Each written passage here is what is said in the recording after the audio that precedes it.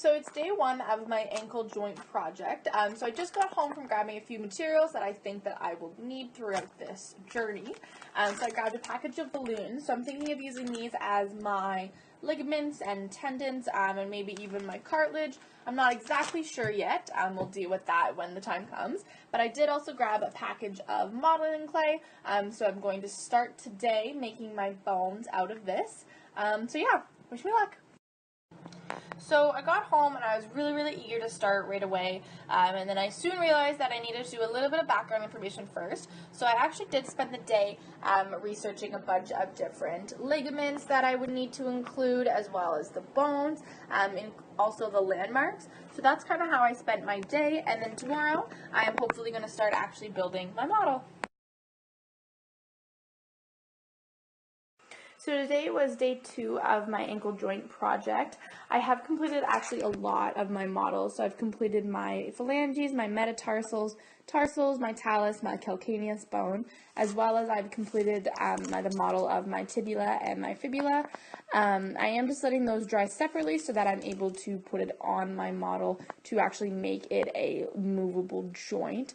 Today I've also been able to label everything that I'm going to later on create a legend. I've kind of attached everything with toothpicks and hoping that they're able to dry like that. I put a little bit of hot glue on everything as well. I've also been able to label everything on the plate, so my anterior, posterior, proximal, distal, medial, and lateral side of my ankle. I am going to call it a day, but we shall continue tomorrow for day 3.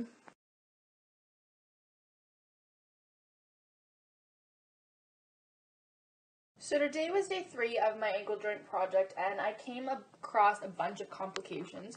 So yesterday when I let my fibula and my tibia dry, they actually dried so hard that I couldn't stick anything in it, like a wire that I was thinking of sticking into the talus bone.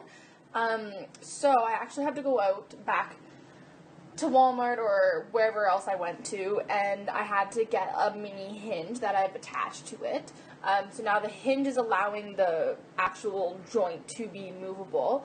I also started cutting up my balloons to be my ligaments and my tendons, and then I soon realized that they don't cut the way that I liked it to be, and it was often like jaggedy and everything, so I had to go back out and get more rubber bands. But I have finally completed my ankle joint project for the most part, so let's take a look. So now we're going to test out that my ankle joint is actually a movable joint. So if I take my joint and I push the shin part down towards the toes, I'm actually decreasing my angle. So this is called dorsiflexion. And then if I do the opposite, this actually is called plantar flexion, so that I'm increasing the ankle joint distance as well. So you can kind of see that this joint is fully movable. So since I've finally completed building my ankle joint model, I wanted to get everyone a little bit of background information. So the ankle joint is a synovial joint that is located in the lower limbs of the appendicular skeleton. So synovial joint is a fully movable joint, which is often the site of many injuries. So it often also contains several important components such as synovial fluid that allows for lubrication and nutrition, as well as articular cartilage that will absorb the forces. So I didn't include the cartilage in my model, but it is important to know that the cartilage is at the end of every bone. So the ankle joint is specifically categorized as a hinge joint, which is kind of perfect because I actually ended up having to use a little hinge in my diagram anyways. So since it is a hinge joint, it only permits movement along a single plane, so specifically dorsiflexion and plantar flexion of the foot. So I have already previously explained that in the video, so I'm not going to do so again. But once again, in order for the ankle to produce movement, bones, ligaments, and muscles must be involved. So moving on to my bone slide, you can see that I've labeled the bones involved with moving the ankle. So you can kind of read and see what I've labeled, but specifically, number 3 is the talus bone, and it supports the leg bone, so the tibia and the fibula. Number 4 is the calcaneus bone, which is the largest bone in the foot, also known as the heel. And the tarsal bones are actually the navicular, cuboid, medial cuneiform bone, intermediate cuneiform bone, and the lateral cuneiform. So there are 5 metatarsals, which are labeled as number 10, and then there's 5 phalanges, which are broken down into proximal, middle, and the distal. So the ankle joint is composed of short and long bones. So the short bones are typically cube-shaped and found in confined spaces, so they will transfer a lot of force or energy into the movement.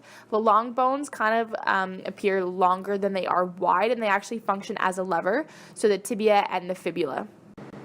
So my diagram does also show the ligaments within the ankle joint. So I've kind of labeled them accordingly to the color that I've colored the bands on my model, but I've also added a little circle on the picture of the model just for a little bit more clarification.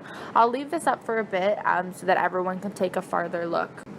I have also labeled the landmarks in the bursacs of my ankle joints. The ankle has 2 landmarks, so the medial malleolus, which is located on the tibia, which is on the medial side of the ankle, and the lateral malleolus, which is located on the fibula, which is the lateral side of the foot. It also contains 3 bursas on the ankle that are shown in the picture of my model.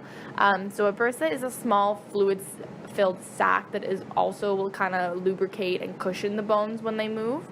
So once again, I'll leave that on so you guys can take a little bit of a farther look.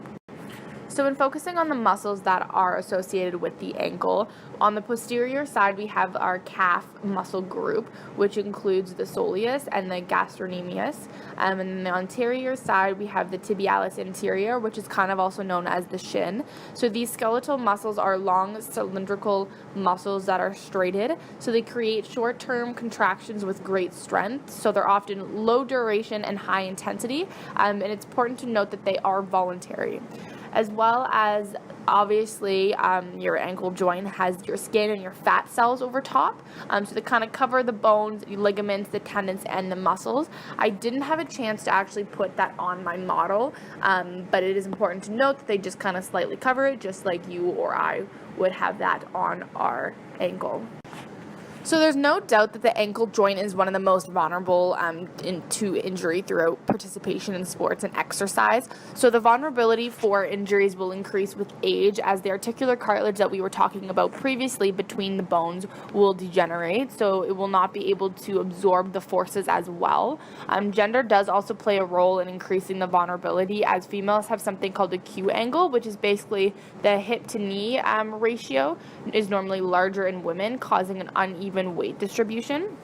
As well as women typically are known to have weaker muscles to begin with and not being able to support the ankle joint as much.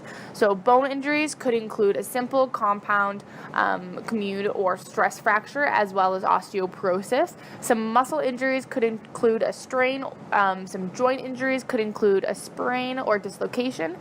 So in most cases, physical therapy would be needed to strengthen the ankle, improve balance and the range of motion to farther prevent injuries from reoccurring, as well as people would receive proprioception through physical therapy, which is where your body knows that it is in regards to its environment. In some cases, surgery may be needed to repair and reconstruct the damage to either the bone, the muscle, or the ligament. But in most cases, physical therapy is needed.